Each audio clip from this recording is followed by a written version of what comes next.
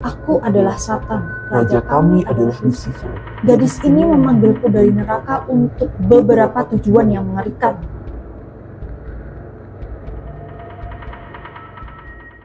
Assalamualaikum warahmatullahi wabarakatuh. Halo semuanya, balik lagi sama aku Wanda. Di video kali ini kita kembali ke horor-horor lagi nih guys. Nah, kali ini kita akan membahas kasus kerasukan dari Clara Germana Seele. Penasaran?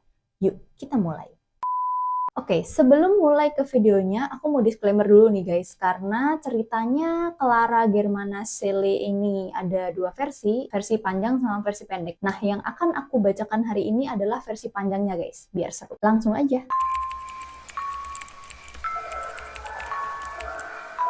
Clara Germana Seele adalah seorang gadis yang berasal dari Natal, Afrika Selatan. Jadi Clara ini adalah seorang yatim piatu guys. Sedari kecil, Clara ini dibesarkan dan dirawat di sebuah sekolah yang bernama Saint Michael's Mission yang dikelola oleh para biarawati Katolik. Kalau kalian pernah nonton film The First Omen, itu kan Suster Margaretnya ditugaskan di kayak semacam panti asuhan, tapi ada sekolahnya di bawah naungan gereja kan. Nah, penggambaran lingkungannya Clara nih kayak gitu guys. Karena dibesarkan di lingkungan gereja, Clara ini sudah dibaptis sejak umur 4 tahun guys. Clara dikenal sebagai gadis yang taat, rajin, gak neko-neko lah pokoknya. Jadi dia terlihat seperti gadis-gadis pada umumnya aja. Pada suatu hari, saat usia Clara menginjak 16 tahun, Clara ini melakukan pengakuan dosa kepada Pastor Horner Erasmus. Clara mengaku telah membuat perjanjian dengan iblis, dan Clara juga mengaku bahwa akhir-akhir ini dia sedang terlibat pertengkaran secara verbal dengan iblis yang ada di dalam dirinya. Nah, pengakuan ini tentu tidak langsung ditanggapi dengan serius ya guys, karena melihat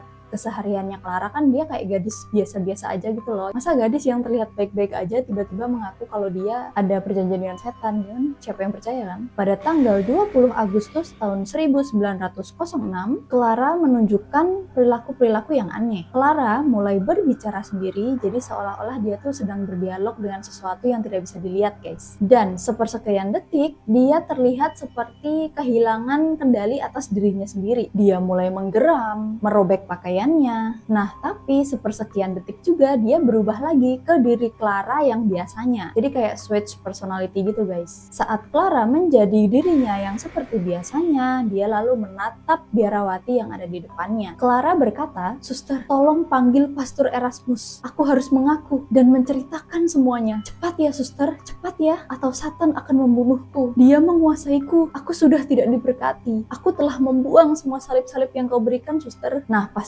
biarawati ini bertatap-tatapan sama Clara, seketika beliau merasa seperti tersadar gitu. Oke, ini udah sesuatu yang gak bener gitu. Biarawati ini langsung lari untuk melaporkan kejadian yang barusan dia lihat kepada Pastor Erasmus. Nah, pas beliau lari, biarawati ini tuh masih bisa mendengar suara marahnya Clara guys. "Kamu mengkhianatiku, kamu yang menjanjikan hari-hari kejayaan, tapi sekarang kamu memperlakukan aku dengan kejam." Setelah biarawati yang dengar kayak gitu, wah, si biarawati ini langsung lari terburu-buru menuju ke ruangannya Pastor Erasmus. Setelah mendengar laporan ini, Pastor Erasmus langsung bergegas menghampiri Clara. Nah, pas pastornya masuk ke ruangannya Clara, Clara ini sudah dalam kondisi sedang di atas ranjang dan udah diikat guys sama biarawati dan siswa-siswa yang lain. Di situ Clara sudah mulai mengeluarkan suara-suara yang aneh, seperti suara-suara binatang buas. Tanpa menunggu lama, Pastor Erasmus langsung membacakan ayat-ayat Alkitab terhadap si Clara. Clara kembali menggeram, berteriak, dan sambil berusaha melepaskan diri dari ikatan. Salah satu biarawat yang ada di sana bersaksi, tidak ada binatang yang pernah mengeluarkan suara seperti itu, baik singa di Afrika Timur maupun banteng yang marah. Kadang-kadang suaranya seperti kawanan binatang buas yang diatur oleh Satan dan membentuk paduan suara neraka. Wah, takut. Saat Pastor Erasmus selesai membacakan ayat-ayat Alkitab, beliau memegangi dahi Clara dan berharap bisa terkoneksi dengan jiwa Clara. "Clara, kamu bisa mendengarku? Siapa mereka, Clara? Makhluk tak terlihat apa yang ada di ruangan ini?" Si Clara yang tadinya meronta-ronta, seketika langsung diam. Clara menatap Pastor Erasmus, lalu menyeringai dan berkata dengan suara yang sangat berat dan dalam, Aku adalah Satan. Raja kami adalah Lucifer. Kekuatannya sangat kuat. Dia memiliki pasukan yang tak terhitung. Kami percaya Tuhan dan kami membencinya. Merinding sekali. tidak mau. Maaf ya Allah, maaf, ini aku cuma praktekin doang, maaf.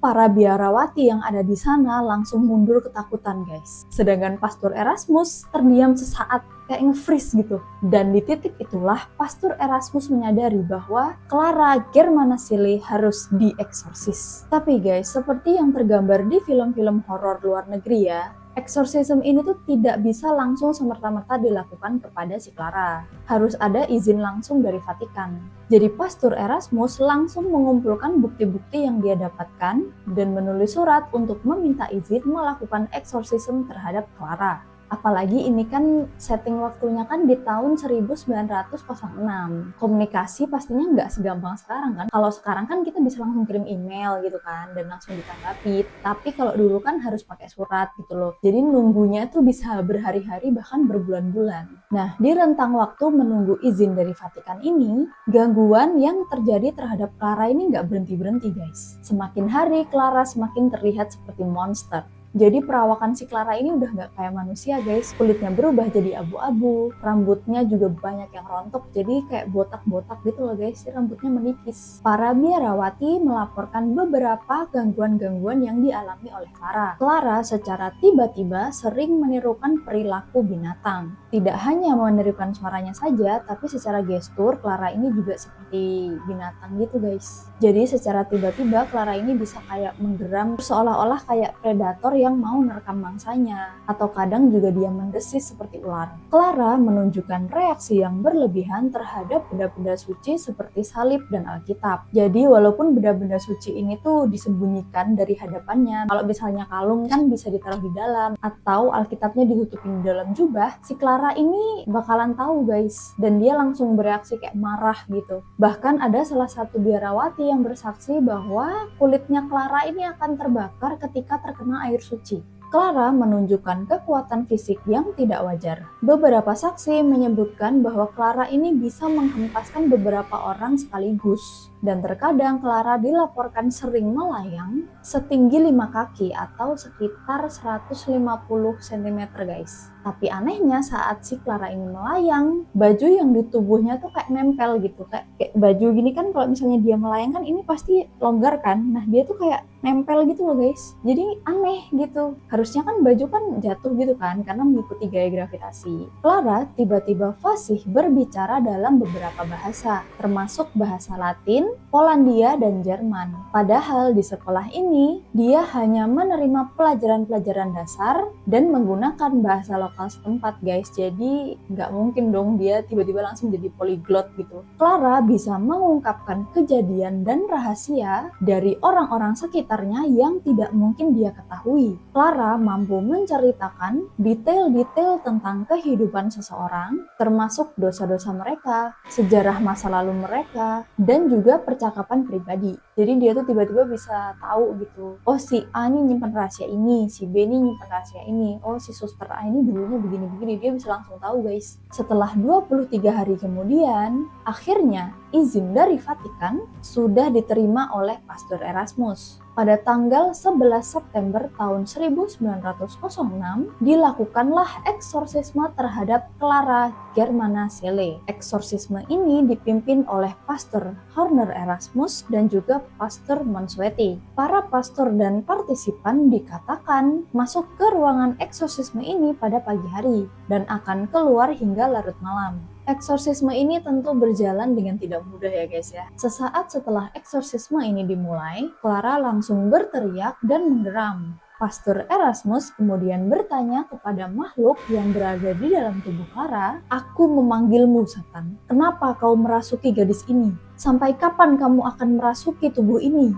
Jawab aku dalam nama Tuhan." Dengan suara yang berat, Clara menjawab, "Gadis ini melakukan perjanjian denganku. Aku adalah Satan. Gadis ini memanggilku dari neraka untuk beberapa tujuan yang mengerikan." Merinding, ya Allah, ya Allah. Lalu Pastor Erasmus menjawab, "Aku memanggilmu, Satan. Patuhi perintahku dan tinggalkan tubuh ini." Teriakan Pastor Erasmus dilanjutkan dengan beberapa doa dan diulang-ulang hingga larut malam, guys. Di akhir pembacaan doanya, Pastor Erasmus kembali meneriakkan, "Dalam nama Tuhan, tinggalkan tubuh ini dan jangan pernah kembali lagi." Tubuh Clara seketika kejang-kejang, menangis dan berteriak kencang. Terlihat ada bayangan hitam keluar dari dalam mulut Clara. Lalu bayangan ini melesat menembus langit-langit kamar. Ini adegannya sepertinya sangat film sekali ya. Dan setelah bayangan ini keluar, tubuh Clara secara perlahan terlihat lemas. Dan lama-kelamaan Clara ini pingsan, guys. Yang menandakan bahwa jiwa Clara telah diselamatkan.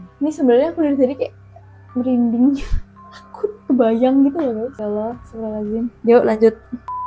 Setelah Clara berhasil diselamatkan, Clara terlihat kembali menjalani kehidupannya secara normal. Tapi tentunya masih dalam pengawasan oleh biarawati dan para pastor ya guys. Setiap Clara ditanya soal perjanjian apa yang telah dia buat dengan Satan, Clara ini selalu menolak guys untuk menjawabnya. Jadi saking keponya para biarawati dan para pastor ini tuh nanya guys sampai berbulan-bulan, tapi tetap sama si Clara nggak dijawab. Sehingga perjanjian Clara dengan Satan masih menjadi misteri. Nah anehnya nih guys, pemulihan fisik dari Clara ini terbilang cukup lambat. Jadi setelah eksorsismenya tadi, kulit Clara ini masih kayak keabu-abuan gitu guys. Dan rambutnya yang tadi menipis itu nggak tumbuh-tumbuh, malah kadang masih rontok. Jadi rontokannya itu bisa sampai kemana-mana guys. Kadang rontokannya ini ada di lorong, ada di dapur, berceceran gitu. Dan Clara ini jadi banyak tidurnya guys, terus dia juga nggak mau makan. Sampai akhirnya pada musim panas tahun 1907, rambutnya Clara ini akhirnya kembali normal guys. Walaupun tumbuhnya tuh nggak sebagus rambut dia pas sebelum kerasukan, tapi mendingan lah. Jadi udah nggak botak dan warna kulitnya juga udah mulai normal guys. Nah tapi